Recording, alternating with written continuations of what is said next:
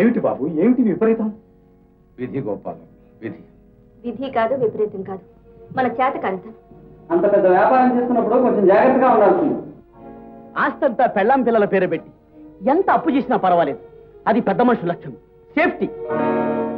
పని విలువ, టైం విలువ, డబ్బు విలువ అంటూ ఊరందరికీ పాఠాలు చెప్పడమే కానీ పెళ్ళాం బిడ్డల విలువ ఏమైనా ఆలోచించారా? నేనేదో ఇండిపెండెంట్ గా వ్యాపారం చేద్దాం అనుకుంటుంటే పెట్టుబడికే మోసం వచ్చింది. మిలియనే సుబ్బయ్య గారు అబ్బాయి ఒక రోజులో పాపరైపోయాడని చెప్పుకుంటే ఎంత సిగ్గుచేటు. ఇవాళ నా బిడ్డలకు నేను సిగ్గుచేటయ్యానా? నాయనా చంద్రం, నువ్వు ఈ మాటనందుకు నాకు బాధ లేదు. నేను మీకు సిగ్గుచేటైతే మీరు నాకు గర్వకారణంగా బ్రతకండిరా. బతకాల్సిందే. ఏం పెట్టుకుని బతకాలి? నేను మీకు ఏం లోపం చేశానురా? జోదవాడానా? జల్సాగా ఖర్చు పెట్టానా? లక్షాధికారి బిడ్డల్ని కోటీశ్వరులు చేయదలుచుకున్నాను. పెద్ద ఎత్తున వ్యాపారం సాగించాను. గ్రహచారం చాలలేదు. బాబు గారు, జరిగిందేదో జరిగిపోయింది. ఇక ముందేం జరగాలో ఆలోచించండి. వీళ్ళ ఊసే పట్టించుకోరే, పైగా గుణపాల లాంటి మాటలతో గుండెల్లో పొడుస్తున్నారు. అవును, ఆస్తి ఇస్తేనే తండ్రి, తెచ్చి పోస్తేనే భర్త. ఇలాంటి సోమరపతుల మూలనే దేశంలో తగలడిపోతుంది. దేశం గురించి ధర్మపన్నాలు మనకెందుకు? రేపు ప్రొద్దున పిల్లలకి ఎత్తేం కావాలి? ఇప్పుడు నీకు ఈ బెంగ పట్టుకుంది. మంచిలాగా డబ్బు ఖర్చు పెట్టావే, అప్పుడు రావాల్సిందే నీకు ఈ ఆలోచన. ఒక్క పూట సినిమాకి 2000 రూపాయలు ఖర్చు పెట్టాడే నీ పెద్ద కొడుకు, అప్పుడు ఏమైందే నీకు ఈ ఆలోచన? సోడా షాపుకి 100 అరువు పెట్టాడే నీ రెండో కొడుకు, అప్పుడు ఏమైందే నీకు ఈ తెలివి?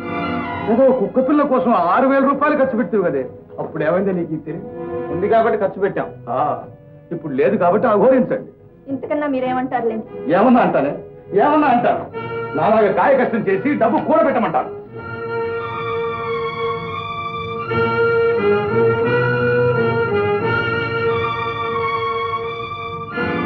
రే బీకామానర్స్, ఇందా దీనిలో ఆస్తి ఎంతో, అప్పులెన్నో, అన్ని వివరాలు ఉన్నాయి. దీన్ని తీసుకుని దక్షత ఉంటే గట్టెక్కించు. నాకొద్దు.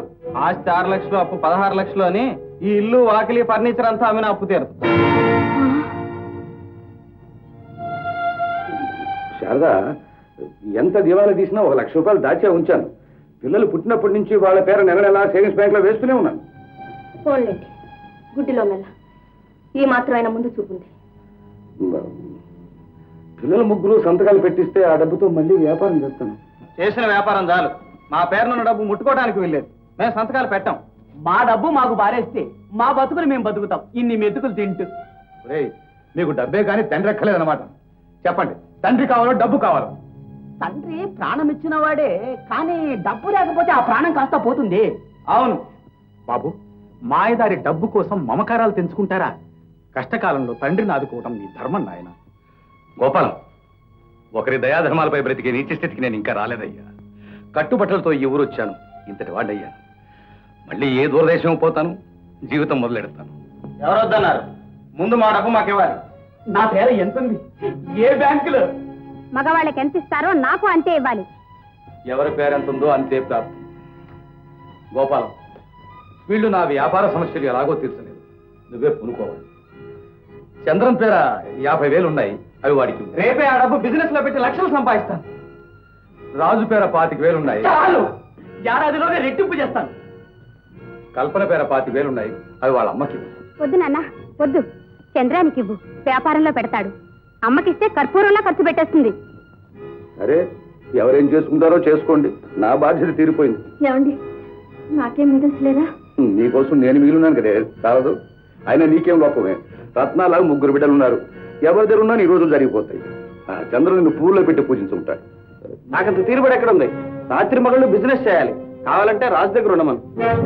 అమ్మమ్మమ్మమ్మ, భార్యాభర్తలను విడదీయడం మహాపాపం. మాతా నాస్తి, పితా నాస్తి, నాస్తి బంధు సహోదర. అయినా తల్లెవరు, తండ్రెవరు, తనయుడెవరు? మీరు కొడుకులు కాదురా, రాక్షసులు. కోడళ్ళు రాగానే తల్లిని, తండ్రిని, కొడుకులు దూరం చేస్తారని విన్నాను, కానీ మీరు మీరు చేతికి 4 డబ్బులు రాగానే తల్లినే దూరం చేస్తున్నారు. ఇంకా నాకు కొడుకైనా కూతురైనా కల్పనే, దాని దగ్గరే ఉంటాను. అమ్మా అమ్మా, నీకు పుణ్యం ఉంటుంది. నా దగ్గర వద్దు, నేను పెళ్లి చేసుకుని అత్తవారింటికి వెళ్ళవలసిందాన్ని. వీళ్ళు ఈ జన్మలో పుట్టవలసిన బిడ్డలు కాదు, ఏ జన్మలోనూ చేసుకున్న పాపాలు.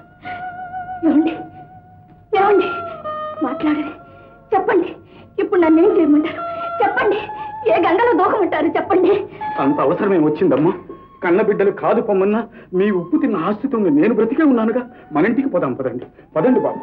వద్దులే గోపాల్, నీ విశ్వాసం నాకు బాగా తెలుసు. ఆ సమస్యల్ని పరిష్కరించి ఇవ్వవలసిన అప్పులు ఇచ్చేసి నా మానం కాపాడు బాబు. నా బిడ్డల్లో కంట కనిపెట్టు. రుణం తీరిపోయింది గోపాలం. పరాయి పంచలో తల దాచుకోమని నన్ను వదిలిపెట్టి వెళ్ళిపోతున్నారు. వెరిదానా, నిన్ను వదిలిపెట్టి నేనే ఎక్కడికి వెళతాను? బిడ్డలు పొమ్మన్నట్టే భర్త పొమ్మంటే ఇక కట్టిన తాళికి విలువే ఉంది. పద, కట్టుకున్న భార్యను పోషించగల శక్తి ఇంకా నాలో చావలేదు.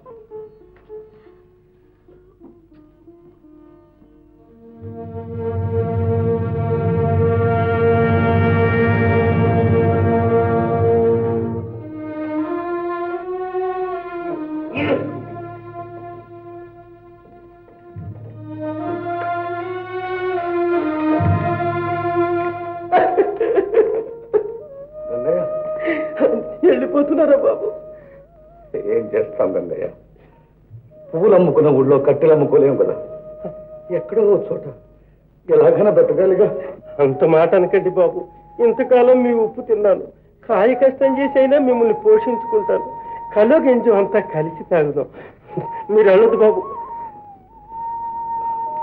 శారదా, అంతాస్తి పోయిన తర్వాత ఈ బంగారం మాత్రం ఉండి మన ఏం ఉద్ధరిస్తుంది? పాపం గంగయ్యకి ఇచ్చి ఏ హోటల్లో పెట్టు బ్రతుకుతాడు బాబు. నవమాసాలు మూసి కనిపించిన బిడ్డల కన్నా నువ్వే నయ్యం గంగయ్య. కలో గింజో కలిసి తాగుదాం రమ్మన్నా. అవును గంగయ్య, ఇంతకాలం మా కడుపుండా తిండి పెట్టావు. ఈ విధంగానే నా నీ రుణం తీర్చుకొని తీసుకో. గంగయ్యని కాస్త కనిపెట్టుండు. అలాగే బాబు.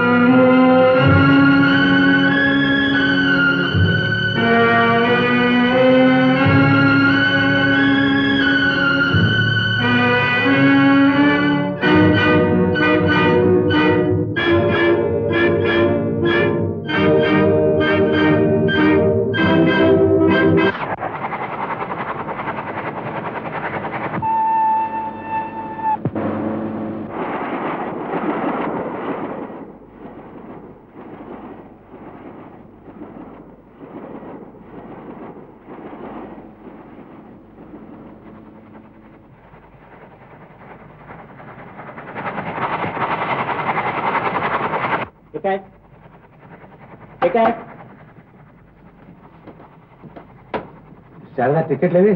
పెట్లో పెట్టానండి. శారదా, పెట్టేది ఇక్కడే పెట్టానండి. ఏమండి, మీరు ఏమన్నా పెట్టి చూసారా? నాకేం తెలుసు? ఏమండి ఏమండి, గొలుసు లాగండి, పోలీసు రిపోర్ట్ ఇద్దాం. పోలేవే, పోయింది పొల్లు. అందులో ఏముంది మహా? కట్టుకునేందుకు 2 కట్టు చీరలు అంతేనా? లేదండి, మీకు తెలియకుండా 500 చీర మడతలో పెట్టాను. రిపోర్ట్ ఇద్దాం, గొలుసు లాగండి. మన డబ్బు అయితే మన దగ్గరే ఉండేదే. మనకి ప్రాప్తం లేదు. శని వెంట పడితే ఏది ఆగదు. అంతటి నరమహారాజు ఒంటి మీద కండవాయ పక్షులు ఎత్తుకుపోయాయట. మన ఒక లెక్క. ఈ పురాణాలకేం గానీ టికెట్లు చూపించండి. పోయాయి బాబు. అయితే ఎక్సెస్ కట్టండి. మా దగ్గర వేరే ఏమి లేదు బాబు, అంతా పెట్టులోనే ఉంది. అయితే పక్క స్టేషన్ లో దిగిపోండి. అలాగే బాబు, దిగిపోతాం. అయ్యో, అర్ధరాత్రి అర్ధంతరంగా ఎక్కడికండి వెళ్ళేది? ప్రాప్తమన్న చోటికి పద.